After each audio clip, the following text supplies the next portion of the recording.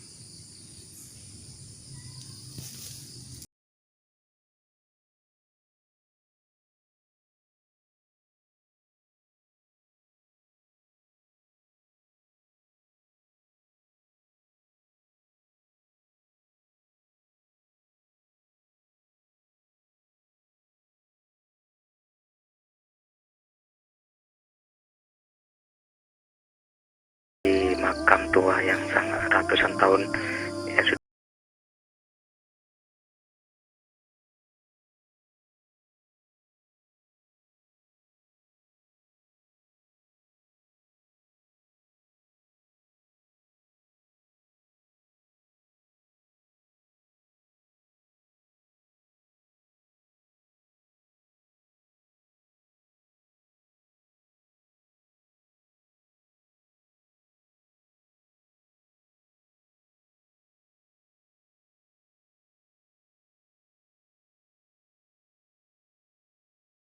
Cepat terkuak misteri makam di sini sudah ratusan tahun.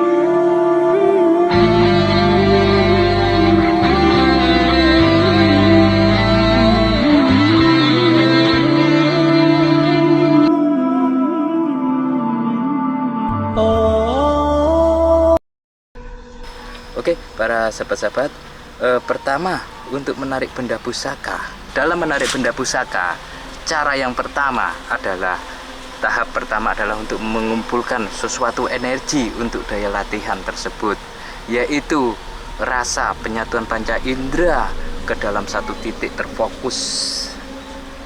Ya, satu, pertama dengan duduk rileks santai ya, duduk bersila rileks santai untuk latihan tahap pertama, dan buatlah senyaman mungkin untuk duduk tersebut. Buang dan lepas semua beban yang ada di pikiran.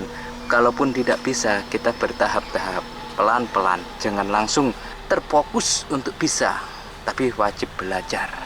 Oke. Kedua, tarik nafas yang lembut, panjang, dan dalam setiap tarikan nafas benar-benar kita rasakan. Setelah ujung nafas, tahan sebentar, dan jika dirasakan sudah tidak kuat untuk menahan nafas, lepaskanlah. Cara perlahan-lahan hingga sampai pada titik nafas ujung, dan lalu tahan sebentar lagi, dan jika sudah tidak tertahan lagi, hirup perlahan seperti saya sebutkan di atas. Jadi tarik nafas, tahan, kalau tidak kuat keluarkan pelan-pelan lewat mulut, halus, panjang, seperti ular mengesis. Nah, halus panjang. Itu tahap yang kedua. Dan tahap yang ketiga adalah lalu rasakanlah di setiap tarikan nafas di telapak tangan, kedua telapak tangan kita seperti sudah ada hawa, terasa ada hawa panas dan dingin yang hangat yang meresap dalam pori-pori di telapak tangan kita, seperti ada angin ya yang menyelimuti kita, dan juga di tubuh kita terasa hangat sekali. Yang keempat, kemudian rasakanlah tubuh Anda sangat nyaman dan enteng, bahkan kita tidak sanggup mengendalikan gerakan tangan kita, seperti bergerak sendiri ya, seperti bergerak sendiri, seperti ada yang menggerakkan. Dan bila sudah sampai taraf ini, jangan dilawan, ikutin terus gerakan tersebut, biarkan mengalir dengan sendirinya. Fokuskan saja pada pernapasan Anda, halus panjang, tarik napas halus panjang, dan biarkan saja gerakan itu dengan sendirinya berjalan. Bila dirasa sudah cukup, bacalah Al-Fatihah. Bila sudah dirasa cukup, akhirilah dan melanjutkan ke tahap kelima. Tahap kelima, lakukan minimal 5-10 menit di waktu senggang atau santai, di waktu 1 minggu 3 kali 4 kali ya, waktu longgar, dimanapun dan kapanpun berada, itu sangat bagus sekali. Dan lebih bagusnya di alam semesta terbuka seperti ini ya. Nanti saya berikan lokasinya di bawah sekitar sini. Ini adalah perkebunan yang sangat luas sekali di sore hari ya, sangat sejuk indah ya. Dan setelah melakukan yang kelima tadi, kita langsung membaca amalannya. Apakah amalannya itu? Amalan pertama, pastikan secara naluri saja di mana lokasinya yang kira-kira terdapat benda gaibnya atau pusakanya. Bisa di kebun, bisa dimanapun, bisa di makam, bisa di tempat keramat dan lain sebagainya. Dan tentunya naluri Anda yang masih dasar, mungkin belum bisa melihat atau merasakan sepenuhnya tentang pemahaman gaib. Biasanya lokasi-lokasi tersebut berada di pinggir-pinggir sungai, rawa, atau bisa juga di kamar-kamar yang jarang dimasuki orang dan sejenisnya, yang merasa Anda yakin di situ ada tempat penampakan, ada benda pusakanya peninggalan zaman dahulu. Bila setelah menemukan lokasinya, duduklah bersila, kemudian lakukan pernafasan seperti yang saya sebutkan di atas, kira-kira 10 menit, 5 menit, sampai benar-benar pikiran kita santai dan nyaman tanpa beban. Kita fokus pikiran dan pernafasan. Lalu setelah dirasa mantap, beberapa menit yang lalu setelah merasakan semedi atau meditasi, dirasakan sudah mantap, yakin, bacalah amalan di bawah ini.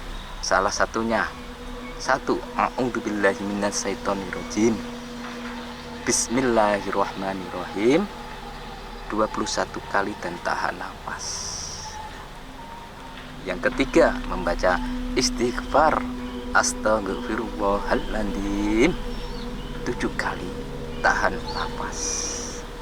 Yang keempat, membaca syahadat Asyhadu an la ilaha illallah wa asyhadu anna Muhammad Rasulullah Sallallahu alaihi wasallam ya. Membaca 7 kali tanpa nafas.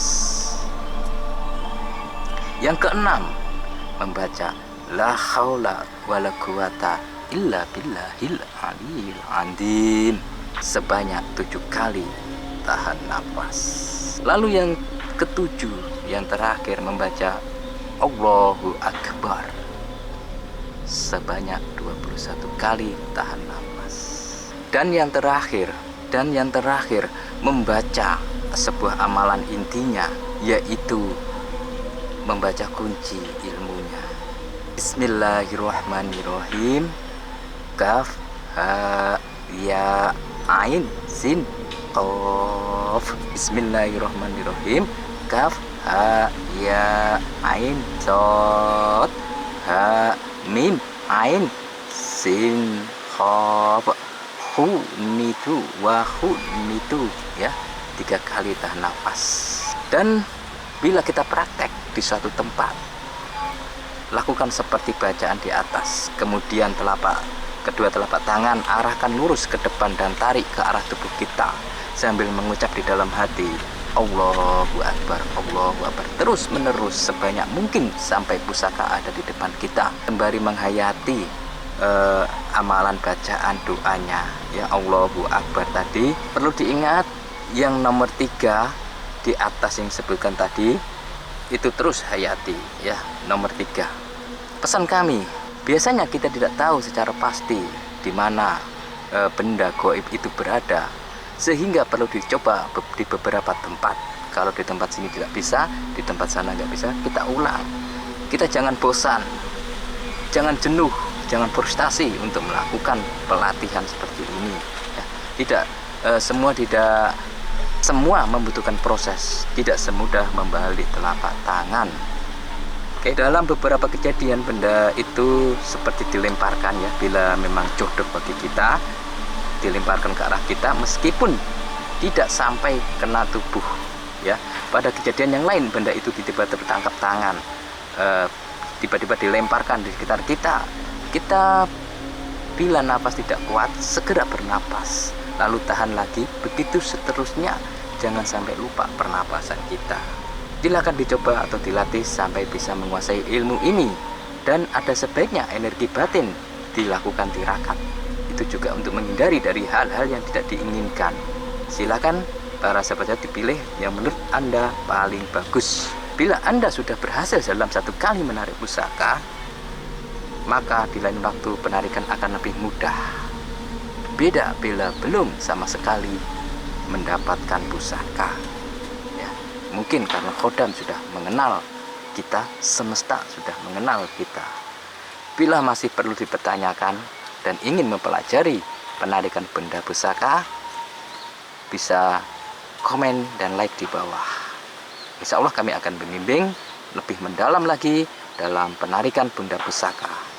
Dan selanjutnya kami akan cek lokasi-lokasi di sekitar sini ya, di sore hari, lokasi yang mana di tengah perkebunan.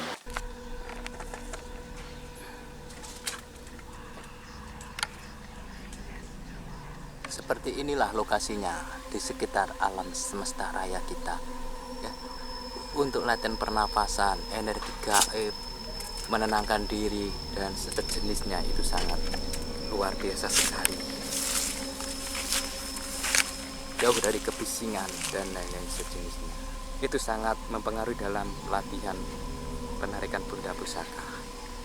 Seperti di ini adalah mitos banyak kuntilanak di sekitar area sini, di pohon teram besi ya, besar sekali itu. Itu sungguh luar biasa. Oke, para sahabat-sahabat, terima kasih bersama dalam bahasa. Assalamualaikum warahmatullahi wabarakatuh. Di dalam menarik benda pusaka membutuhkan sesuatu teknik yang sangat tinggi, berkonsentrasi dan bertekad baja. Dalam melakukannya membutuhkan bimbingan seorang guru. Hati-hati bila belajar ilmu gaib, penerawangan dan penarikan benda pusaka tanpa bimbingan guru, maka kita akan terbimbing dalam hal yang negatif dan akan membuat gejala psikologis kejiwaan kita menjadi tidak stabil. Untuk itu para sahabat-sahabat dimanapun berada, dalam mempelajari kegaiban, maka kita harus membutuhkan suatu rujukan yang sangat sempurna. Apa itu rujukannya? Yaitu ilmu yang jelas, ilmu yang sudah dibuktikan, dan bimbingan yang penting, bimbingan seorang guru. Dalam tahap mempelajarinya, kita memang harus membutuhkan salah satunya waktu.